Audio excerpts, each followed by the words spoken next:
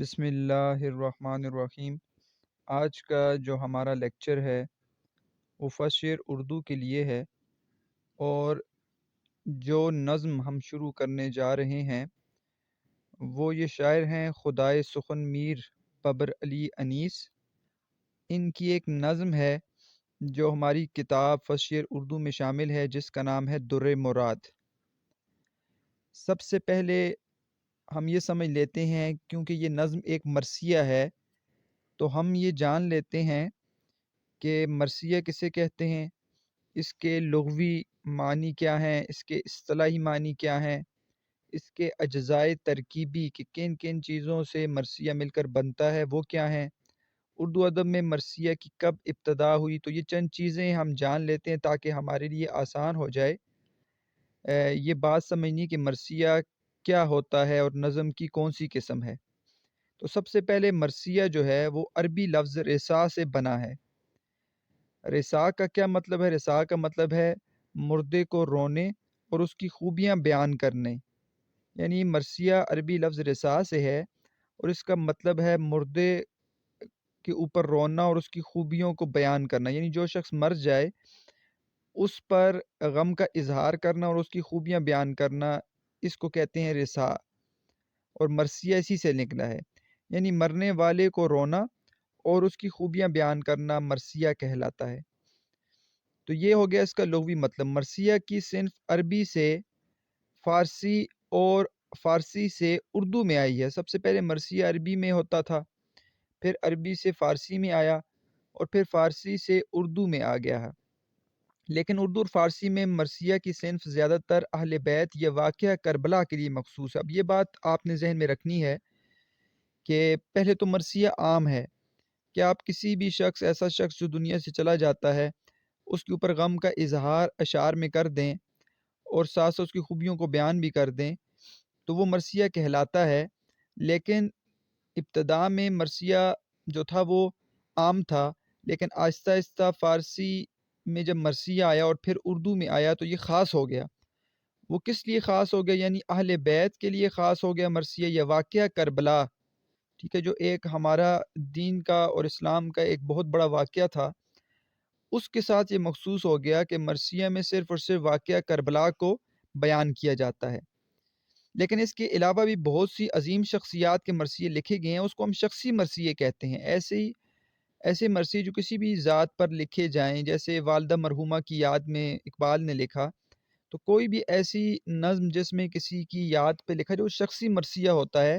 لیکن اب مرثیہ جو ہے وہ خاص ہو گئے واقعہ کربلا کے ساتھ یا اہل بیت کے ساتھ، جس میں کربلا کے واقعے کے اوپر مرثیہ لکھا جاتا ہے۔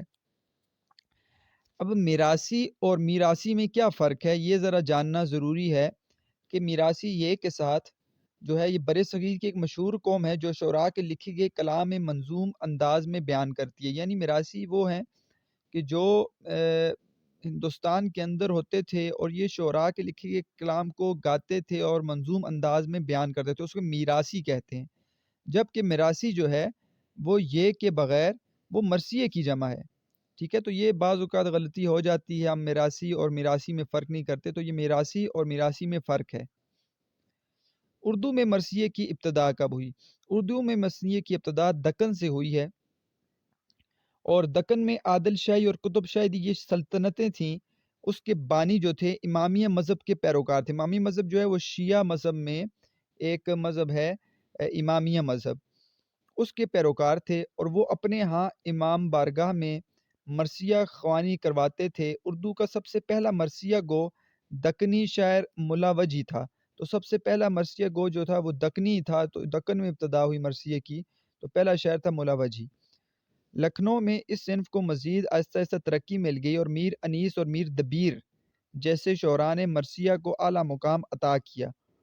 تو اس سے ہمیں پتہ چلا کہ دکن میں ابتدا تو ہو گئی مرثیہ کی، لیکن جو اس کو زیادہ ترقی ملی ہے وہ یہ شخص ہیں جن کا ہم نظم مرثیہ ہم پڑھنے جا رہے ہیں، میر انیس اور ایک ہے میر دبیر، وہ بھی ہمارے کورس میں شامل ہے۔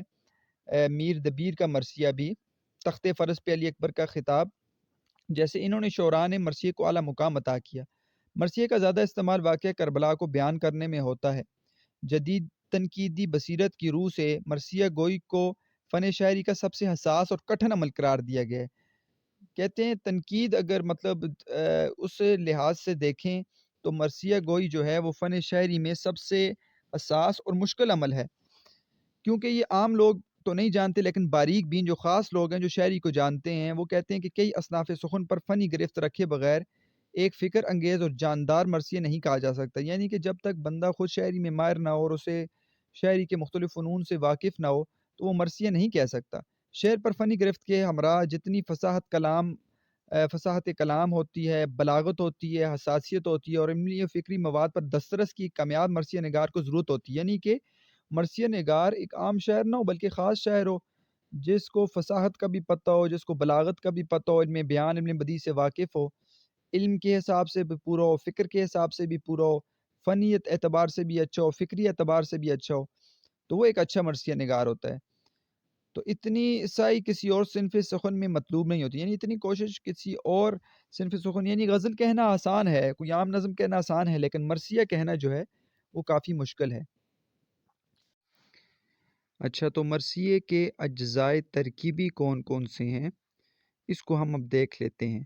تو بنیادی طور پر ایک روایتی مرثیہ اپنی ترکیب میں مندرجہ ذیل اجزاء کا حامل ہوتا ہے، یعنی روایتی جو مرثیہ ہے، قدیم مرثیہ، اس میں یہ جو نیچے ہم نے اجزائے ترکیبی بھی پڑھنے جا رہے ہیں، انہی اجزاء سے مل کر مرثیہ بنتا ہے۔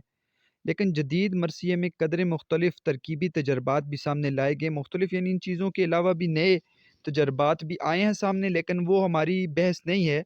ہم دیکھ لیتے ہیں یہ جو نیچے ہم نے اجزائے ترکیبی لکھے ہوئے ہیں، یہ 9 ہیں لیکن یہ اصل میں 8 ہیں۔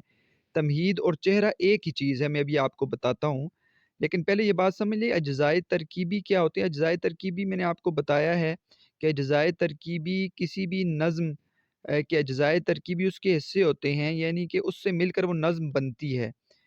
مرثیہ انہی اجزائے ترکیبی سے مل کر بنتا ہے، جیسے قصیدہ کے اپنے اجزائے ترکیبی ہیں، اس طرح افسانہ نگاری کے اپنے اجزائے ترکیبی ہیں، ناول نگاری کے اپنے اجزائے ترکیبی ہیں، مضمون کے دیکھیں اجزائے ترکیبی آپ کے ذہن میں ہوگا، 3 اجزائے ترکیبی ہوتے ہیں، ابتدائیہ، نفس مضمون اور اختتامیہ۔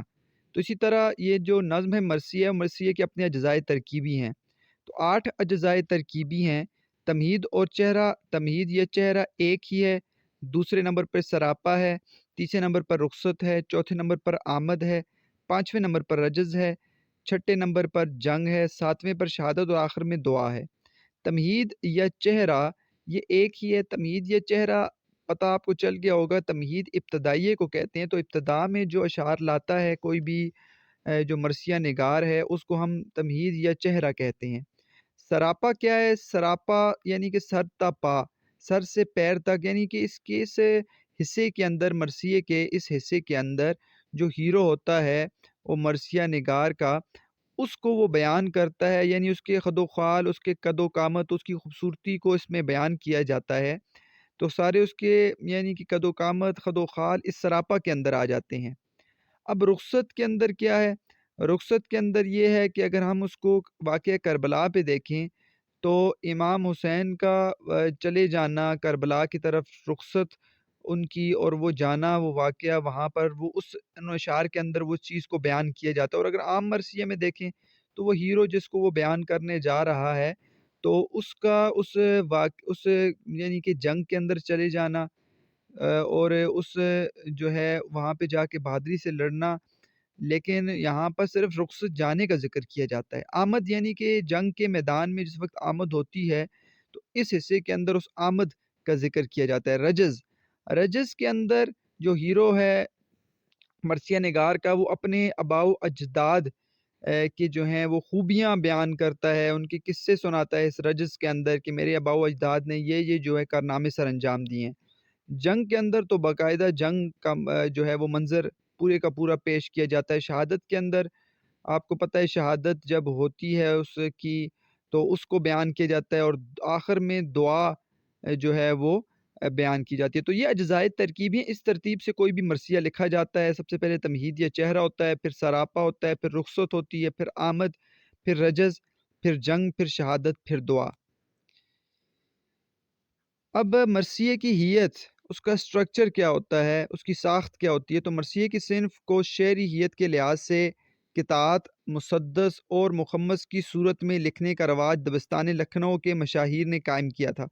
تو اصل میں شروع میں یہ مسدس، آپ کو پتہ ہے، ایسی نظم جس کے اندر 6 مصرے ہوتے ہیں اس کو مسدس کہتے ہیں، ایسی نظم جس کے اندر 5 مصرے ہوتے ہیں اس کو مخمس کہتے ہیں۔ قطعہ جو ہوتا ہے وہ کسی بھی جو ہے وہ 4 مصروں کے اوپر مشتمل ہوتا ہے اور کسی غزل کا حصہ ہوتا ہے یا علیحدہ کوئی ایسی نظم جس کے اندر ایک موضوع بیان کیا جائے، اس کو قطعہ کہتے ہیں۔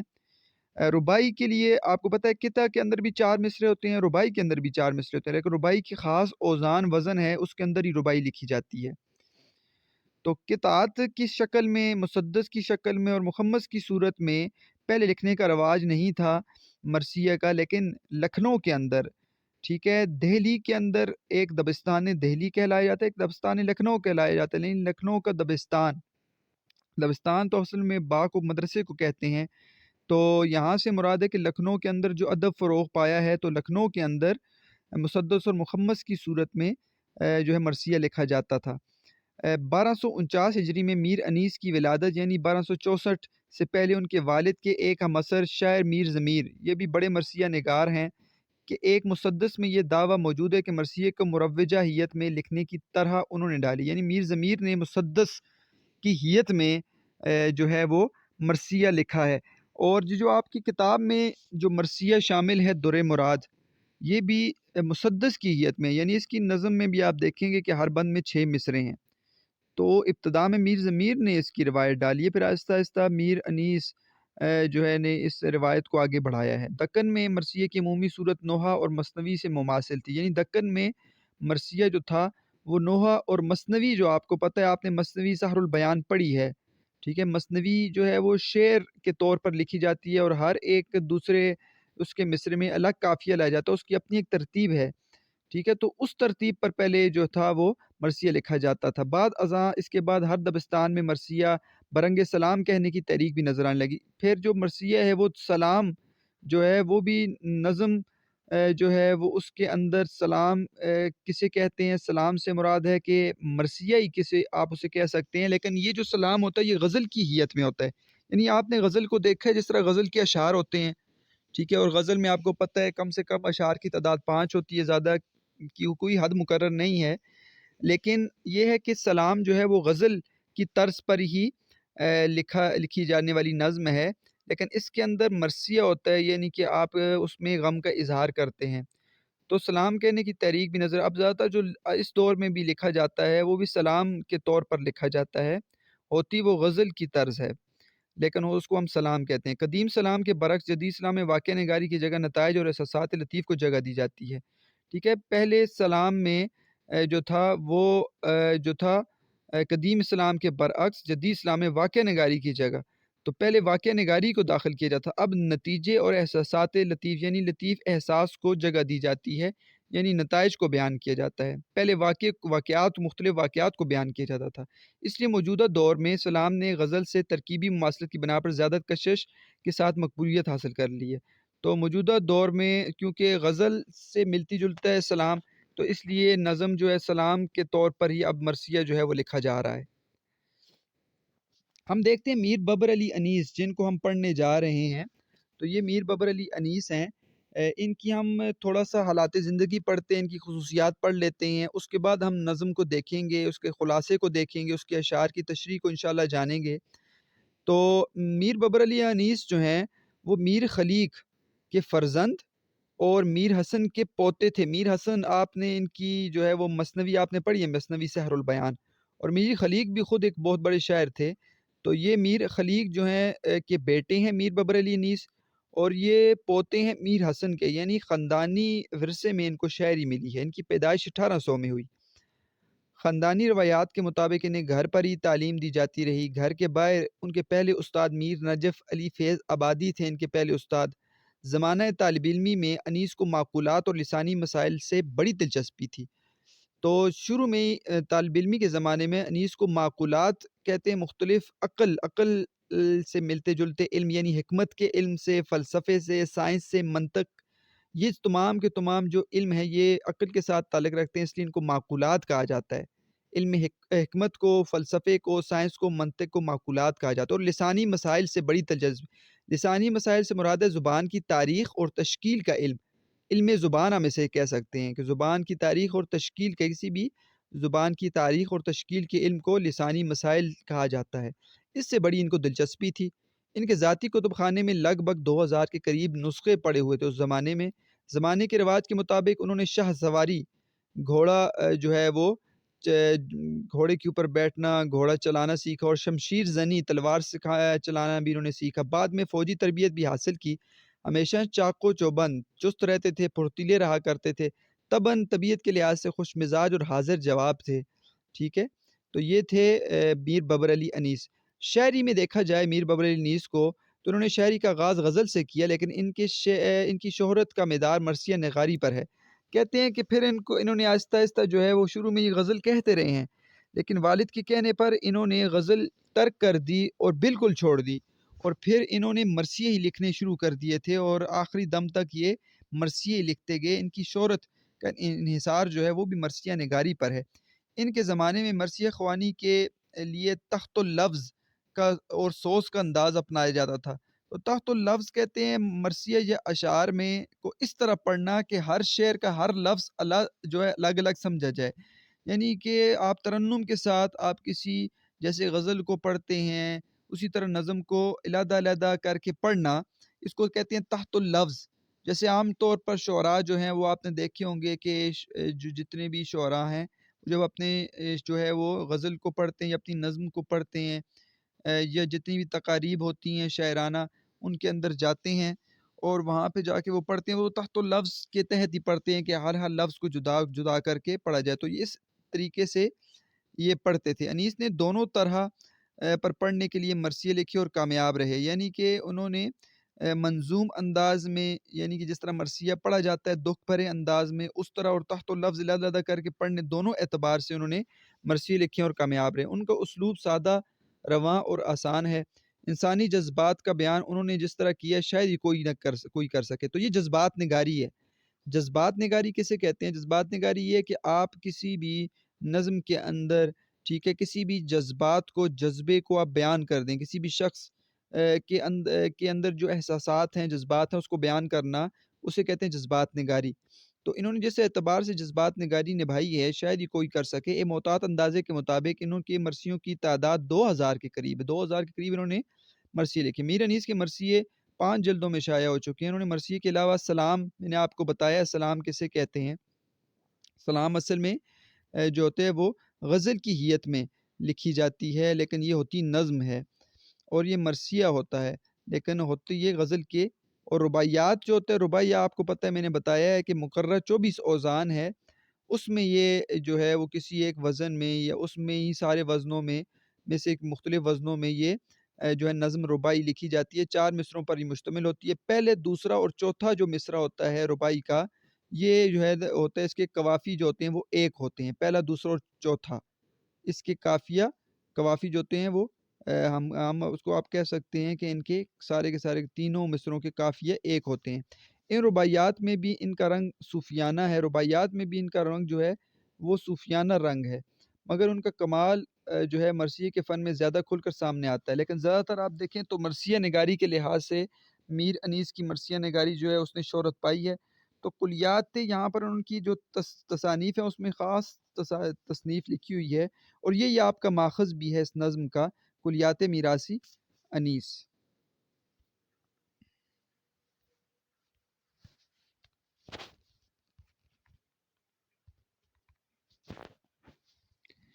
میراثی انیس کی تعداد، یعنی کہ انہوں نے جو مرثیے لکھے ہیں اس کی تعداد کیا ہے؟ میر بابر علی انیس کو دشت کربلا کا عظیم ترین سیاح قرار دیا گیا ہے۔ ان کے مرثیوں کی تعداد 1200 کے لگ بھگ بیان کی جاتی ہے۔ مجلہ نقوش انیس نمبر میں اس کی تحقیق عمیق میر انیس کے 26 نایاب اور غیر مطبوعہ مراثی طبع کیے گئے ہیں۔ غیر مطبوع سے مراد ہیں وہ شاعری کا حصہ، وہ ادب کا حصہ جو چھپا نہ ہو، اسے کہتے ہیں غیر مطبوعہ۔ محققین کے مطابق ان کی کئی مرثیے ابھی تک غیر مطبوعہ حالت میں مختلف بیاضوں کے اندر موجود ہیں، جو چھپے نہیں ہیں، وہ بھی کئی جو ہیں ان کے مرثیے ہیں اور شاعری کے حصے ہیں۔ تو میر انیس نے روایتی مرثیے کے علاوہ سلام، قصائد، نوحہ اور رباعیات کا بھی کثیر ذخیرہ چھوڑا ہے۔ رباعیات 19 کی تعداد محققین کے مطابق 600 کے برابر ہے۔ رباعیات 600 کے برابر ہیں، 1200 کے قریب جو ہیں ان کے مرثیے ہیں۔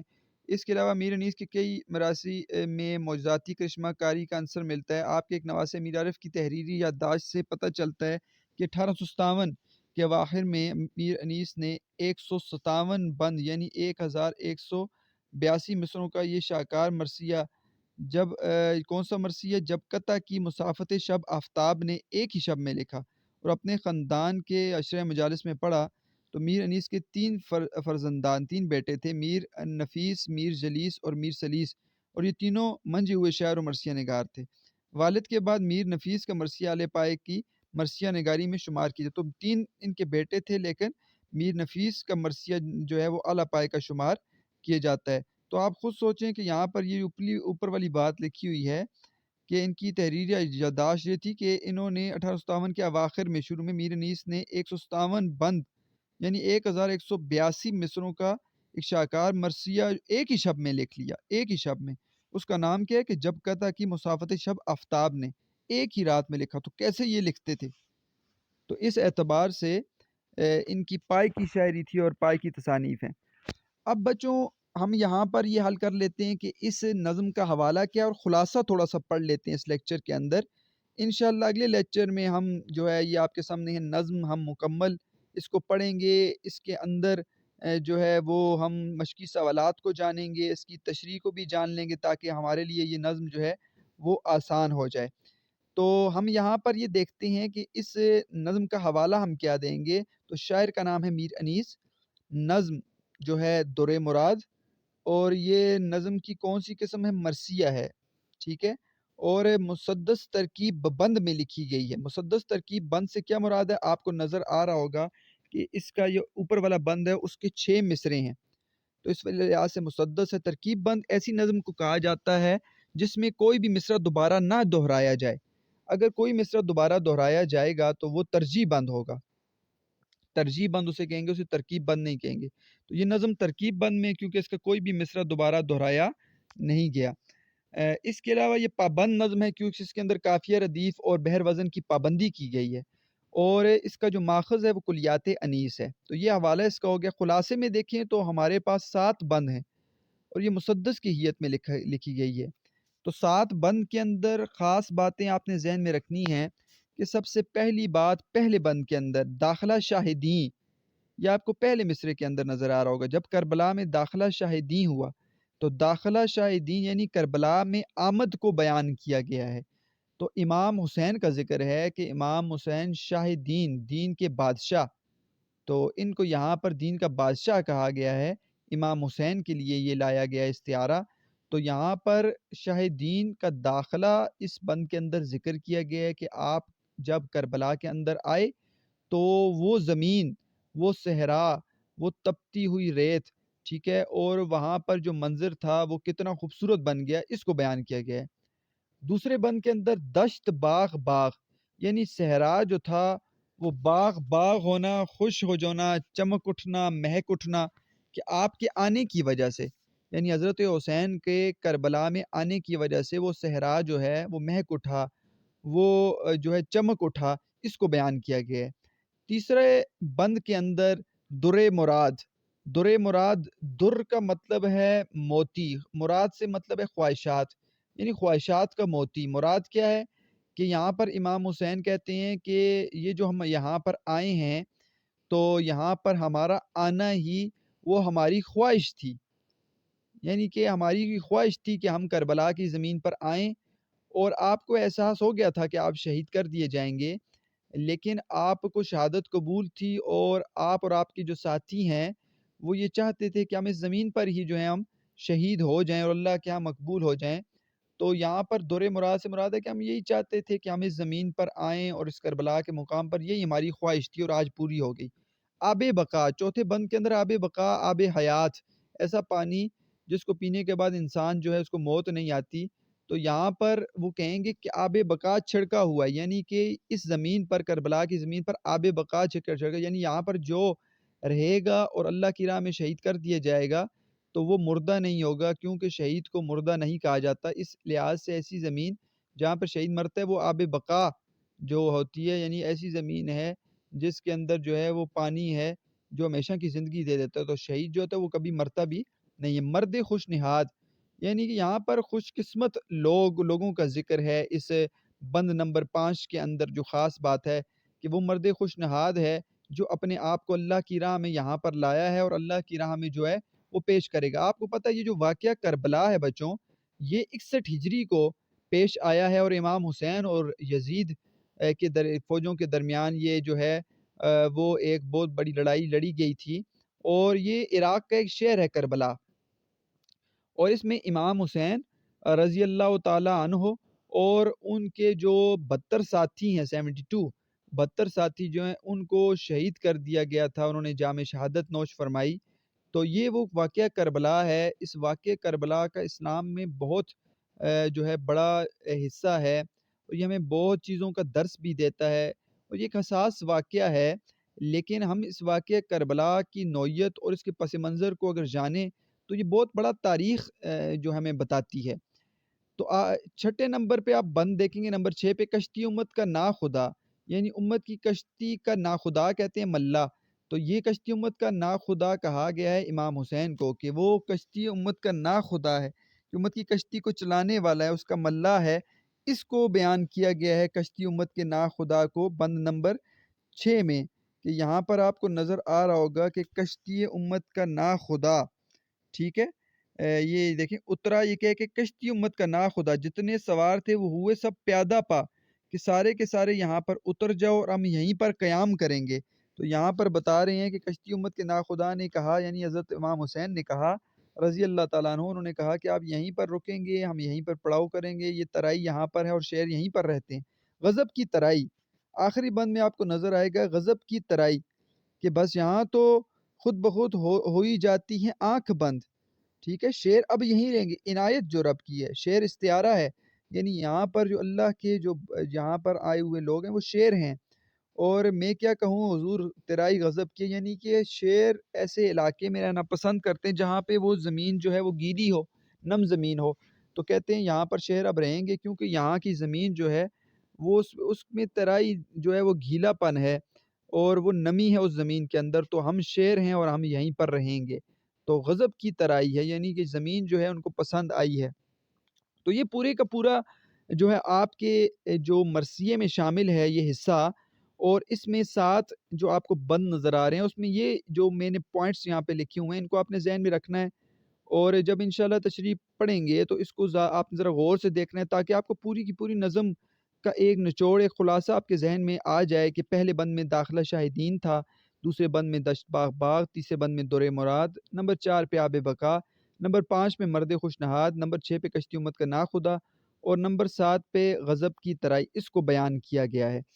اچھا، اب یہ جو 7 اشعار ہیں، اس کے بعد آپ یہ سمجھنے ہیں کہ ہم جب تشریح انشاءاللہ کریں گے اگلے لیکچر میں، تو ہمارے مشقی سوالات میں پہلا سوال ہمارا حل ہو چکا ہے، مرثیہ کیسے کہتے ہیں، ٹھیک ہے، اور دوسرا جو سوال ہے وہ ایک سند کا ہے، سند حسن تعلیل، وہ انشاءاللہ ہم وہیں پہ حل کر لیں گے پہلے بند کے پڑھنے کے بعد، اور بیچ میں جو سوالات ہیں وہ ساتھ ساتھ عمل کر لیں گے تاکہ ہمارے مشقی سوالات بھی حل ہو جائیں۔ تو انشاءاللہ تعالیٰ اگلے لیکچر میں ہم اس کے تمام بند کی تشریح بھی پڑھیں گے، جتنے بھی بند ہیں، ٹھیک ہے، اس کو بیان بھی کریں گے، اور پھر ایک خاص بات یہ کہ آپ کو انشاءاللہ تعالیٰ میں جو ہے آپ کے سامنے لکھے ہوئے ہیں، ابھی آپ یہ مرثیے کے اشعار ہیں، حوالے کے آپ اپنے پاس لکھ لیں، تو کچھ اشعار ہیں جو حوالے کے طور پر آپ کو کام آئیں گے، جیسے کہ یہ آپ کے سامنے لکھے ہوئے ایک بند ہے کہ کربلا اب بھی حکومت کو نگل سکتی ہے، کربلا تخت کو تلووں سے مسل سکتی ہے، کربلا خار تو کیا آگ پہ بھی چل سکتی ہے، کربلا وقت کے دھارے کو بدل سکتی ہے، کربلا قلعہ فولاد ہے جراروں کا، کربلا نام ہے چلتی ہوئی تلواروں کا۔ جوش ملی آبادی کی شاعری ہے۔ حق کے لیے جان دینے کی جو رسم چلی ہے، اس رسم کا بانی ہی حسین ابن علی ہے، سعید اقبال سعدی کہتے ہیں۔ سرور حسین نقشبندی کہتے ہیں کہ کچھ ایسا معتبر ہے حوالہ حسین کا، بخشا ہوا ہے چاہنے والا حسین کا۔ سلیم کوثر کہتے ہیں یہ فقط عظمت کردار کے ڈھب ہوتے ہیں، فیصلے جنگ کے تلوار سے کب ہوتے ہیں؟ جھوٹ تعداد میں کتنا ہی زیادہ ہو سلیم، آل حق ہوں تو 72 بھی غضب ہوتے ہیں۔ محمد علی جوہر کہتے ہیں قتل حسین اصل میں مرگ یزید ہے، اسلام زندہ ہوتا ہے ہر کربلا کے بعد۔ اقبال ساجد کہتے ہیں یا رب دکھا دے ایک جھلک اس شہید کی جس نے لہو پہن کے محرم میں عید کی۔ ظفر علی خان کہتے ہیں اے کربلا کی خاک اس احسان کو نہ بھول، تڑپی ہے تجھ پہ لاش جگرے گوشہ بطول، اسلام کے لہو سے تیری پیاس بجھ گئی، سیر اب کر گیا تجھے خون رگ رسول۔ اب یہ ایک ہندو ہیں، ان کی شاعری میں نے پڑھی تو آپ دیکھیں ہندو بھی کیسی شاعری کرتے ہیں امام حسین پر۔ یہ منشی وشو پرساد ماتھر ہیں، ان کی شاعری آپ کو نظر آ رہی ہے کہ انسانیت حسین تیرے دم کے ساتھ ہے، ماتھر یہ ان کا تخلص ہے اس شاعر کا، ماتھر بھی اے حسین تیرے غم کے ساتھ ہے، مسلمانوں کا منشائے عقیدت اور ہی کچھ ہے، مگر سبت نبی سے میری نسبت اور ہی کچھ ہے، پرائے دیس میں اپنوں کی سی خو ڈھونڈ لیتے ہیں، علی والے علی والوں کی خوشبو ڈھونڈ لیتے ہیں، مسلمانوں کی نظروں کو نہ جانے کیا ہوا ماتھر، فضائل میرے مولا کے تو ہندو ڈھونڈ لیتے ہیں، غم ہے میری فطرت میں تو غم کرتا ہوں ماتھر، ہندو ہوں مگر دشمن شبیر نہیں ہوں۔ تو یہ دیکھیں ایک ہندو نے بھی کیسی شاعری کی ہے۔ یہ کتاب ہے، اگر آپ واقعہ کربلا کو جاننا چاہتے ہیں اور اس کا پس منظر آپ معلوم کرنے چاہتے ہیں تو یہ مولانا عتیق الرحمن مولانا منظور نعمانی کے یہ فرزند ہیں، ان کی ایک لکھی ہوئی کتاب میرے پاس ایک موجود ہے PDF کی شکل میں، اور اگر آپ مجھے واٹس ایپ پہ میسج کریں اور کہیں تو یہ کتاب میں آپ کی طرف بھیج بھی سکتا ہوں۔ تو یہ کافی طویل مطلب اچھی طریقے سے اس کو بیان کیا گیا ہے۔ واقعہ کربلا ہے ہی ایسے واقعہ ہے کہ جس کو آپ جو ہے وہ چند نکات کے اندر بیان نہیں کر سکتے، تو اس لیے اس کو گہرا مطالعہ کرنا پڑتا ہے۔ تو اس لیے اس اعتبار سے اگر واقعہ کربلا کے بارے میں آپ جاننا چاہتے ہیں، یہ کتاب ہے، یہ انشاءاللہ میں آپ کو آپ کے واٹس ایپ نمبر پر بھیج دوں گا۔ میرا نمبر آپ کو اسکرین پہ نظر آ رہا ہوگا، یہ میرا نمبر بھی ہے نیچے، ٹھیک ہے، اس پہ آپ مجھ سے رابطہ کر سکتے ہیں۔ آج کوئی بھی بات آپ کو سمجھ نہیں آئی تو آپ مجھ سے پوچھ بھی سکتے ہیں۔ مجھے امید ہے آج کا لیکچر آپ کو سمجھ آیا ہوگا۔ انشاءاللہ اگلے لیکچر میں ہم دور مراد کی تشریح، اس کے مشقی سوالات اور ایک سند ہے اس نے تعلیل اس کو حل کر لیں گے تاکہ ہماری نظم پوری کی پوری ہو جائے۔